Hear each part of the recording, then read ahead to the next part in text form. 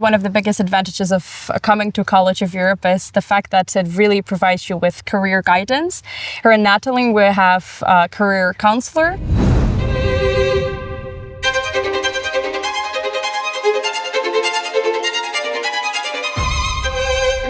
Natolin prepares you for the job market in the sense that it gives you a further understanding of the EU institutions. So if you want to work there, Natolin is the place to be. À partir de septembre, j'aurai la chance de décoller pour New York, si tout se passe bien, pour rejoindre la délégation de l'Union européenne aux Nations Unies au sein de la section des affaires humanitaires. I participated in the meeting with the director of EPSO, where I acquired first-hand experience. We visited a couple of institutions. We visited an NGO here in Warsaw, and we also visited UNHCR. And this for me was really important for developing a sort of understanding about my future career prospects are. The opportunities, a number of chances we can have to meet professionals, meet experts, which can push you a bit further in particular topics, particular fields, which can also open you a little bit more. It can broaden your knowledges on very important issues that are not focused only on your academic backgrounds,